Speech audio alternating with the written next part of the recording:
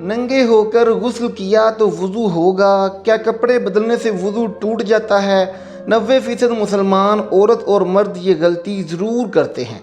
इस बारे में हज़रत आयशा रज़ी अल्लाह ताला अन्हा का फरमान भी ज़रूर सुन लें। बिस्मिल्लाहिर्रहमानिर्रहीम। अगर कोई शख्स बरहना होकर गुस्ल करता है, नहाता है, तो उसका वज़ू होगा या नहीं? इसी गुस्ल के साथ वो नमाज पढ़ सकता है या फिर नमाज से पहले इसको दोबारा वज़ू करना पड़ेगा? तो इस हवाले से मुकम्मल तफसीलात आज की इस वीडियो में हम आपको बताएंगे। नाज़रीन, वज़ू वाले जितने भी अज़ा हैं, यानी वज़ू में 4 फ़राइज़ हैं। नंबर 1 चेहरा धोना, नंबर 2 दोनों बाजुओं को कोहनियों समेत धोना, नंबर 3 सर का मसा करना, नंबर 4 दोनों पाँव को टखनों समेत धोना है।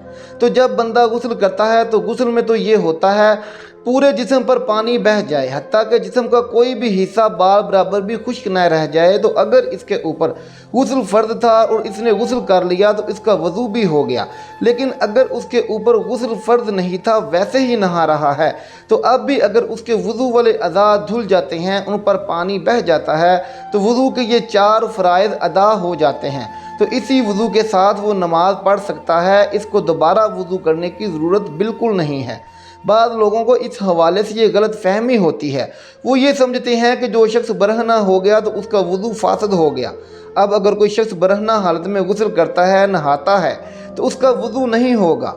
हालांकि ऐसा बिल्कुल नहीं है। वज़ू अगर कोई शख्स बरहना हो जाए, यानी उसका सतर खुल जाए, तो उससे वज़ू का फासद नहीं होता, वज़ू उसका बाकी है। हाँ, सतर का दूसरों के सामने छुपाना फ़र्ज़ है, लेकिन उससे वज़ू फासद नहीं होता। अब अगर कोई शख्स बरहना होकर गुस्ल करता है, नहाता है, तो उसका वज़ू बाकी है। अगर उसके अलावा कोई और ऐसी चीज़ पेश आई जिससे वज़ू फासद हो जाता है, तब उसको वज़ू दोबारा करना पड़ेगा। अलबत्ता गुस्ल करने के बाद अगर कोई ऐसा मामला पेश नहीं आया जिससे वज़ू फासद होता है, तो इसी गुस्ल वाले वज़ू के साथ वो नमाज पढ़ सकता है। इसको दोबारा वज़ू की ज़रूरत नहीं। गुस्ल के कुछ आदाब व मसाइल हैं जिनका जानना बहुत ज़रूरी है। गुस्ल खाने में जाने से पहले बिस्मिल्लाह शरीफ पढ़ें। गुस्ल खाने में जाकर कोई दुआ नहीं पढ़ना चाहिए। गुस्ल के बाद नमाज के लिए दोबारा वज़ू करने की ज़रूरत नहीं, जबकि गुस्ल के बाद कोई तब्दीली लाहक ना हुई हो, जैसा कि हदीस शरीफ में उम्मुल मोमिनीन हज़रत आयशा सिद्दीक़ा रज़ी अल्लाह ताला अन्हा से रवायत है। वो फरमाती हैं कि रसूलुल्लाह सल्लल्लाहु अलैहि वसल्लम ने गुस्ल के बाद वज़ू नहीं फरमाया। और दूसरी हदीस में है, यानी हुज़ूर सल्लल्लाहु अलैहि वसल्लम ने फरमाया, जो शख्स गुस्ल के बाद वज़ू करे तो वो मेरे तरीके पर नहीं है। बरहना होकर गुस्ल करने से गुस्ल हो जाएगा, मगर गुस्ल करने में एहतियात, यानी बंद जगह गुस्ल खाना वगैरह में नहाए कि सबके सामने सतर खोलना हराम है, जिसकी वजह से गुनहगार भी होगा। जैसा कि अल्लामा अमजद अली रहमतुल्लाह अलैह फरमाते हैं, ऐसी जगह नहाए कि कोई ना देखे, और अगर ये ना हो सके तो नाक से घुटने तक के अज़ा का सतर तो ज़रूरी है। अगर इतना भी मुमकिन ना हो तो तयम्मुम करे, मगर ये गुंजाइश बहुत अलग है। मज़ीद फरमाते हैं, अगर गुस्ल खाने की छत ना हो या नंगे बदन नहाए, बशर्ते के बताई गई एहतियात हो, तो कोई हरज नहीं है। मोहतरम नाज़रीन, लिहाजा गुस्ल बरहना होकर हो जाएगा, और जब गुस्ल हो गया तो नमाज भी इसी गुस्ल से पढ़ना जायज़ दुरुस्त है। नमाज हो जाएगी, लेकिन बेहतर यही है कि गुस्ल खाना वगैरह में भी सतर करके नहाए। सैयदना अबू हुरैरा रज़ी अल्लाह ताला अन्हो फरमाते हैं, रसूलुल्लाह सल्लल्लाहु अलैहि वसल्लम ने फरमाया, सैयदना अय्यूब अलैहिस्सलाम बरहना गुस्ल फरमा रहे थे कि इन पर सोने की टिड्डियाँ गिर गईं, तो वो इन्हें अपने कपड़ों में जमा करने लगे। तो इन्हें उनके रब ताला ने आवाज़ दी, ए अय्यूब, जिन्हें आप देख रहे हैं, क्या मैंने आपको इनसे गनी नहीं कर दिया? तो उन्होंने अर्ज़ किया, ए मेरे रब, क्यों नहीं, लेकिन तेरी बरकत से मैं बेनियाज नहीं हूँ। अलबत्ता जहाँ मुख्तलिफ मर्द मिलकर गुस्ल करते हों, जैसा कि नहरों, तालाबों या स्विमिंग पूल्स में होता है, तो वहाँ बरहना होना जायज़ नहीं है। सैयदना जाबर रज़ी अल्लाह ताला अन्हो फरमाते हैं कि रसूलुल्लाह सल्लल्लाहु अलैहि वसल्लम ने फरमाया, जो भी अल्लाह ताला और क़यामत के दिन पर यकीन रखता है, वो हमामों में शलवार के बग़ैर दाखिल ना हो। नाज़रीन, ऐसी जगहें जहाँ किसी की नज़र पड़ने का अंदेशा ना हो, वहाँ बरहना गुस्ल करने में शरअन कोई हरज नहीं है। آج کل غسل خانے ایسے ہی ہوتے ہیں جن میں بے پردگی کا بالکل بھی اندیشہ نہیں ہوتا، لہٰذا ان میں مکمل برہنہ غسل کرنا بلا کراہت جائز اور درست ہے۔ سطر کا ڈھکنا ضروری نہیں، کیونکہ حضرت موسیٰ علیہ السلام اور حضرت ایوب علیہ السلام کے برہنہ نہانے کی شہادت صحیح حدیث سے ثابت ہے۔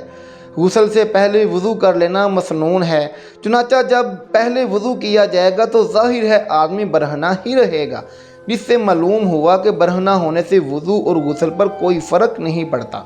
سیدنا ابو ہریرہ رضی اللہ تعالیٰ عنہ نبی کریم صلی اللہ علیہ وآلہ وسلم سے روایت کرتے ہیں کہ آپ صلی اللہ علیہ وآلہ وسلم نے فرمایا، بنی اسرائیل برہنہ غسل کیا کرتے تھے، ایک دوسرے کی طرف دیکھا کرتے تھے، اور موسیٰ علیہ السلام تنہا غسل کیا کرتے تھے۔ تو بنی اسرائیل نے کہا کہ واللہ موسیٰ علیہ السلام کو ہم لوگوں کے ہمراہ غسل کرنے سے سوا اس کے کچھ معنی نہیں کہ وہ فتق، ایک قسم کی مردانہ بیماری میں مبتلا ہیں۔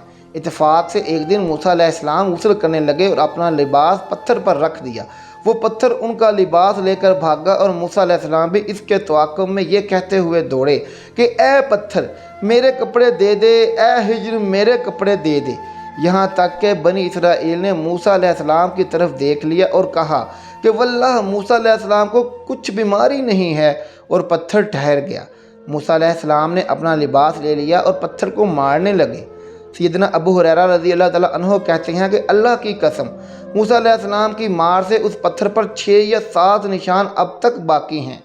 ناظرین، اس کے علاوہ وضو کے ٹوٹنے کے اسباب کے بارے میں بہت سے سوالات ہوتے ہیں، کچھ غلط فہمیاں ہوتی ہیں، تو اس کے بارے میں بھی جان لیتے ہیں۔ ناظرین، کپڑوں کے اوپر سے ہاتھ لگے یا بغیر کپڑوں کے اس سے وضو نہیں ٹوٹتا۔ اس طرح غسل کے دوران بدن کے کسی بھی حصے پر ہاتھ لگ جانے سے وضو نہیں ٹوٹتا اور نہ ہی دوبارہ وضو کی ضرورت ہوتی ہے۔ حدیث پاک میں ہے، بدن میں کوئی چیز داخل ہونے سے روزہ اور بدن سے کسی چیز کے خارج ہونے سے وضو ٹوٹ جاتا ہے۔ وضو ٹوٹنے کے اسباب درج ذیل ہیں۔ جن چیزوں سے وضو ٹوٹ جاتا ہے وہ 2 قسم کی ہیں۔ نمبر 1، جو انسان کے جسم سے نکلیں، جیسے پیشاب، پیخانہ، ریش وغیرہ۔ نمبر 2، جو انسان پر طاری ہوں، جیسے بے ہوشی، نیند وغیرہ۔ پہلی قسم یعنی جسم انسانی سے نکلنے والی چیزوں کی بھی 2 قسمیں ہیں۔ نمبر 1، جو پیشاب پیخانہ کے راستے سے نکلے۔ نمبر 2، وہ جو باقی کے جسم کے مقام سے نکلے، جیسے خون وغیرہ۔ ان 2 راستوں کے علاوہ جسم کے باقی حصہ کے کسی مقام سے کچھ نکلنے کی یہ صورتیں ہیں۔ کوئی ناپاک چیز نکلے اور جسم پر بہے، مثلا خون، کچ لہو یا پیپ وغیرہ، تو وضو ٹوٹ جاتا ہے، خواہ تھوڑی سی بہے۔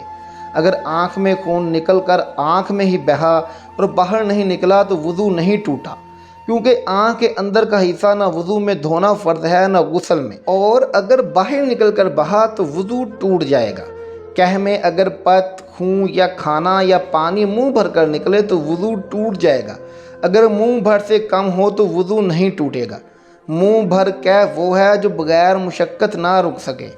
اگر خالص بلغم نکلے تو وضو نہیں ٹوٹے گا، خواہ منہ بھر ہی ہو۔ منہ یا دانتوں سے خون تھوک کے ساتھ مل کر آئے تو اگر خون غالب یا برابر ہو تو وضو جاتا رہے گا، اور کم ہے تو نہیں ٹوٹا۔ اگر زخم پر خون ظاہر ہوا اور اس کی انگلی یا کپڑے سے پونچھ لیا، پھر ظاہر ہوا، پھر پونچھ لیا، کئی بار ایسا کیا، اگر یہ سب دفعہ کا خون مل کر اتنا ہو جاتا ہے کہ بہہ جائے تو وضو ٹوٹ گیا، ورنہ نہیں ٹوٹا۔ اگر آنکھ یا کان یا چھاتی یا ناف یا کسی حصے سے جسم سے درد کے ساتھ پانی نکلا تو اس سے وضو ٹوٹ جائے گا۔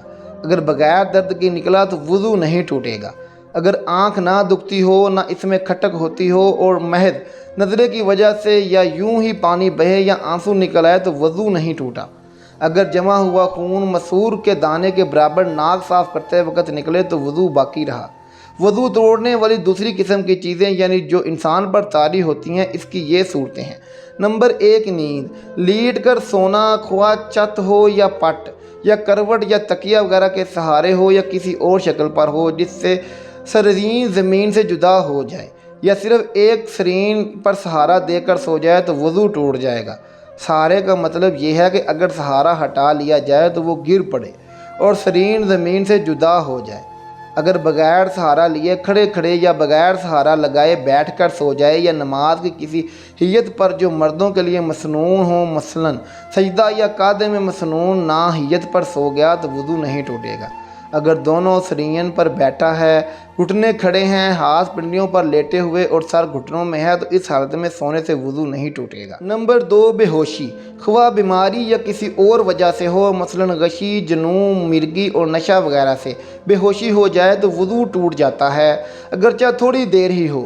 اس کی حد یہ ہے کہ اس کے پاؤں میں لغزش آ جائے۔ نمبر 3، نماز کے اندر قہقہ مارنا، یعنی اس طرح کھلکھلا کر ہنسنا کہ اس کے برابر والے سن لیں۔ قہقہ وضو اور نماز دونوں کو توڑتا ہے، خواہ عمدن ہو یا سہون۔ اگر نماز کے بغیر قہقہ سے ہنسے تو وضو نہیں توڑتا۔ نمبر 4، مباشرت فاحشہ، یعنی عورت اور مرد کی شرمگاہوں کو اس طرح ملنا کہ ننگے ہوں تو وضو ٹوٹ جائے گا۔